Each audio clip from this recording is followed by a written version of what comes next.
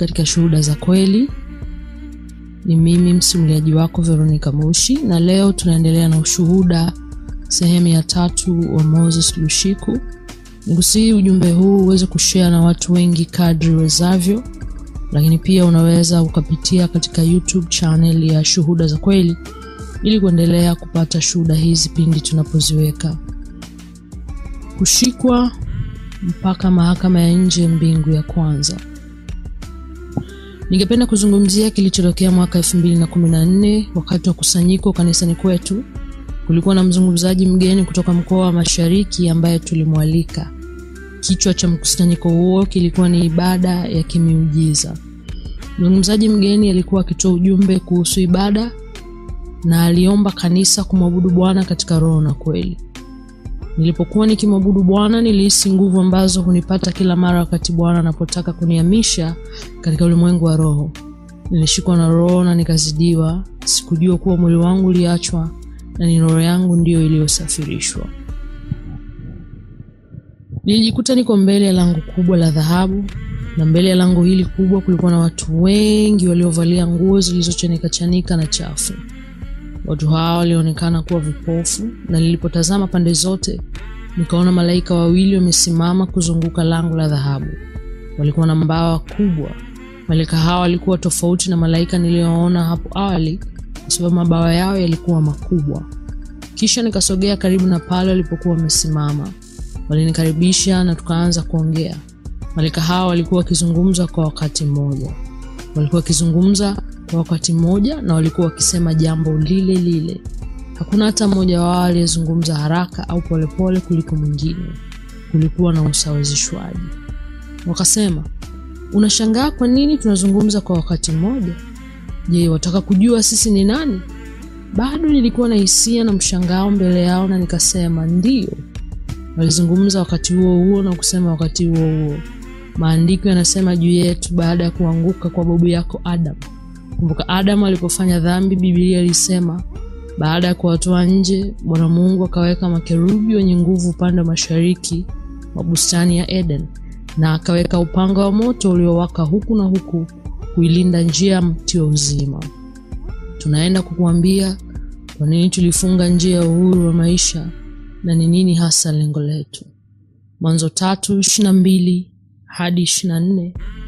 Bwana Mungu akasema, "Tazama, mtu amekuwa kama mmoja wetu kwa kujua mema na mabaya, na sasa asije akanyosha mkono wake akatoa matunda ya mti wa uzima akala na kuishi milele." Kwa hiyo Bwana Mungu akamtoa katika bustani ya Eden ailime ardhi ambayo kwa hiyo alitwaliwa. Basi akamfukuza mtu, akaweka upande wa mashariki wa bustani ya Eden makerubi na upanga wa moto ambao akageuka kila njia na kuweka njia ya mti wa uzima. Kisha wakaniambia, "Njoo uone." Tukasogea hadi sehemu ambayo niliona usawa. Kulikuwa na vyombo viwili vilivyoning'inia kwenye mizani iliyo na maji.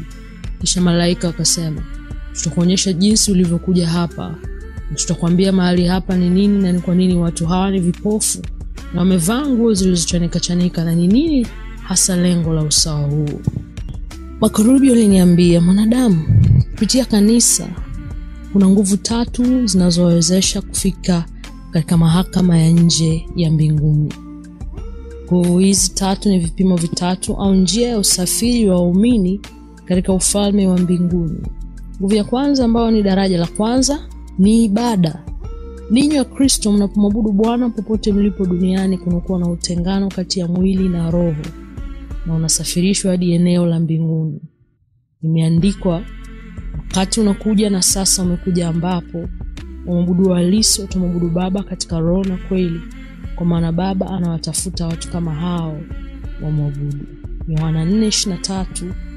Lakini saa hiyo ni sasa ipo ambao waabudu halisi watamwabudu Baba katika roho na kweli. Nguvu na mwelekeo wa pili unawafanya ninyi watu wa Mungu msafirishwe kwenda mbinguni ni maombi. Kila Mkristo anapoomba popote alipo duniani, kutakuwa na utengano kati ya mwili wake na roho yake, itakayosafirishwa kwenda moja kwa moja mbinguni kwenye ua wa nje wa ufalme wa mbinguni. Nguvu au mwelekeo wa 3 unasababisha Wakristo kunyakuliwa katika ua wa nje wa mbinguni ni kusoma na kusikiliza neno la Mungu. Unaposoma na kulisikiza neno au mahubiri, mambo haya hutokea katika ulimwengu wa roho. Kusoma na kusikia neno la Mungu husafirisha roho yako hadi ufalme wa mbinguni. Na kila wakati unapofanya mambo haya, unaishia kwenye ua wa nje wa ufalme wa mbinguni, kwa sababu ni patakatifu.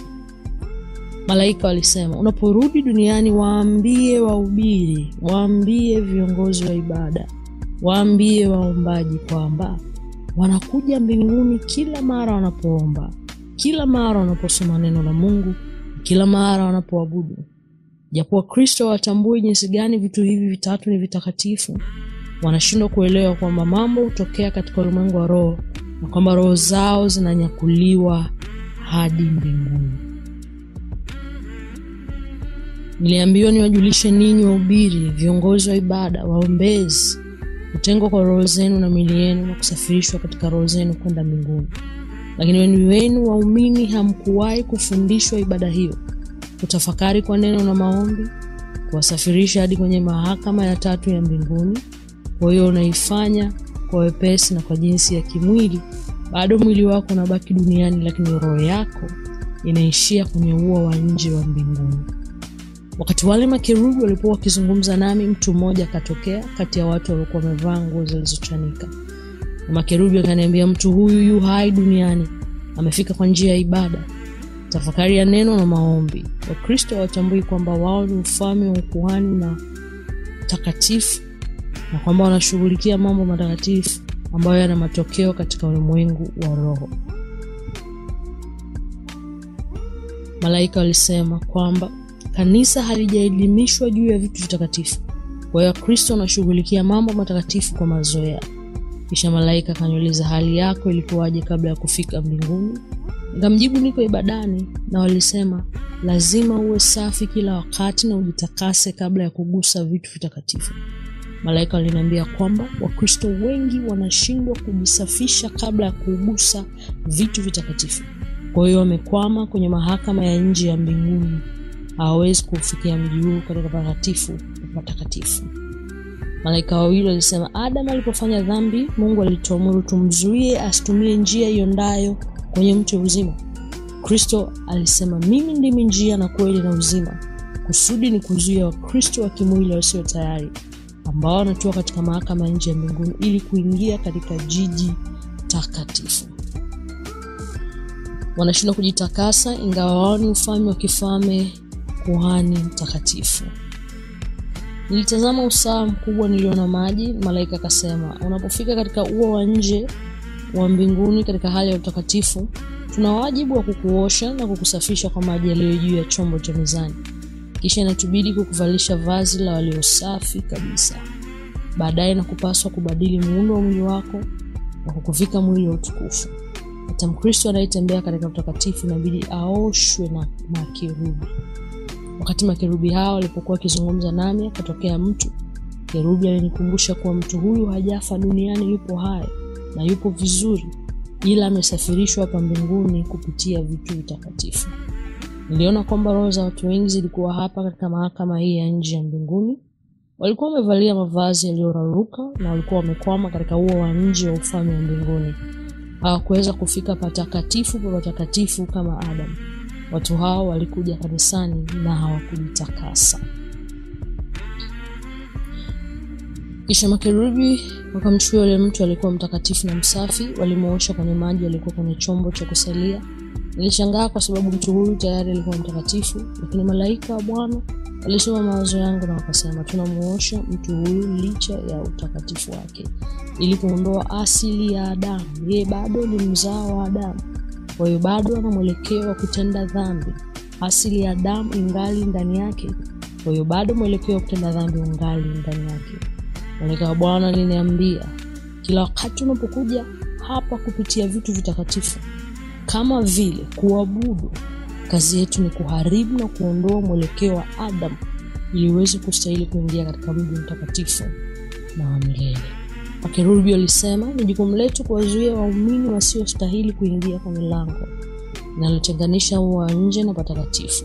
Walikuwa na watu wengi sana katika ua wa nje, lakini ni mmoja tu ndiye alistahili kuingia katika mji mtakatifu kwa sababu alijitakasa. Waliobaki walikuwa kimwili na hawakujitayarisha, walikuwa vipofu na wamevalia nguo zilizochanika. Sasa baada ya makerubi kumaliza kumwosha yule mtu, walibadilisha sura yake na mwili wake na kumvisha mwili uliong'aa na vazi la nuru, na akatumwa kupitia mlango kuingia mji mtakatifu. Kisha nikaona washiriki kanisa langu wakikusanyika katika ua wa nje wa mbinguni kwa njia ya ibada, lakini hawakustahili kuingia katika mji wa mbinguni ambao Bwana Yesu alikuwa aliwakaribisha wale waliostahili. Ndipo malaika wa Bwana wakanichukua, wakaniosha na kunivisha vazi linalong'aa lenye mwili wa utukufu. Kisha wakanipeleka katika milango miwili inayoelekea kwenye mji wa milele. Nilipoingia kwenye mlango nilimwona Yesu Kristo nyuma ya mlango, alikuwa mtukufu na alikuwa akitabasamu.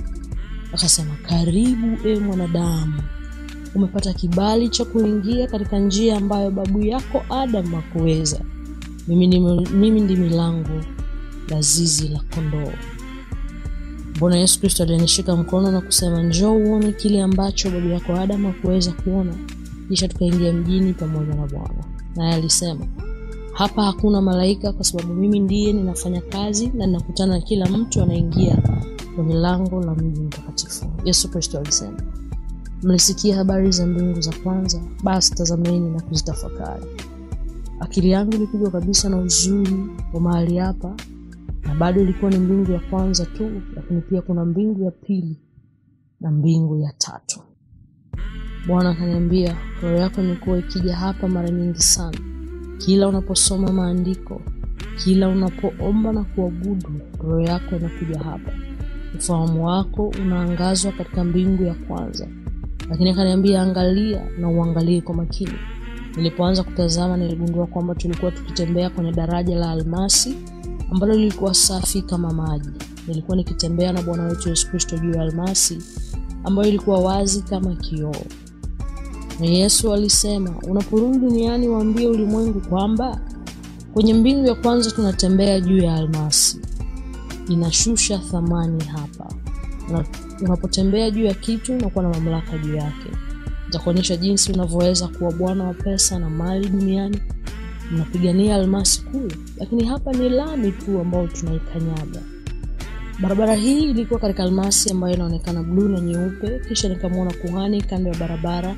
Tulikuwa tukitembea, alikuwa akifukiza uvumba. Hakujali, aliendelea kufanya alichokuwa anafanya. Kisha nikamuuliza Yesu, "Kwa nini kuhani anafukiza uvumba?" Bwana Yesu alisema, "Njoo uone." Kisha mkono ukaonekana mbinguni kuelekea kwa kuhani alikuwa akifukiza uvumba. Sikuelewa kinachoendelea. Nikamuuliza, "Bwana, ni nani huyo kuhani anayefukiza uvumba?" Bwana alisema, "Unaporudi duniani waambie watu wangu ili watembee juu ya dhahabu. Kuna sheria mbili ambazo ni ukuhani. Unachokiona juu ya kuhani ni mkono wa kusaidia." Yesu alisema, "Imeandikwa katika maandiko, nitainua macho yangu nitazame milima, msaada wangu unatoka wapi? Msaada wangu unatoka kwa Bwana aliyezifanya mbingu na nchi." Zaburi ya 121 mstari wa kwanza na wa pili. Bwana Yesu alisema, mlima katika kifungu hiki si mlima wa kijiografia, bali ni kanisa, ni mlima wa kinabii. Bwana Yesu akasema, ukuhani unahusu kumtumikia Mungu, na unapomtumikia Mungu kwa moyo wako, kuna wako wa msaada wa Mungu utaingilia kati katika maisha yako. Bwana Yesu akasema, nilikuja duniani katika mwili kama kuhani mkuu. Ilinibidi kuwa mwanadamu kwa kuwa katika mwili kulinifanya kuwa dhaifu, kwa hiyo nilihitaji msaada, kwa sababu kila kuhani ana haki ya msaada. Nilinipa mimi uwezo wa kutoa wangu na kuutoa tena. Kisha Bwana Yesu alisema, fedha huwa karibu na ukuhani. Ukinitumikia, nitashughulika na pesa na afya katika maisha yako. Kisha Bwana Yesu akasema, kumbukeni mfalme Belteshaza. Kwa bahati mbaya aligusa kikombe cha makuhani na akamfanya kuwa kuhani kulingana na kipindi hicho, msaada kwa mkono wa msaada uliokuwa karibu naye. Mkono wa msaada ulioandika kwenye plasta ya jiwe la Mungu, ukuta wa hukumu yake karibu na kinara cha taa katika jumba la kifalme. Mfalme ambaye alikuwa kuhani alipimwa, akahesabiwa na kugawanywa uhakika kwamba mfalme alikuwa kuhani, alikuwa na haki ya ua wa nje wa ufalme wa mbinguni.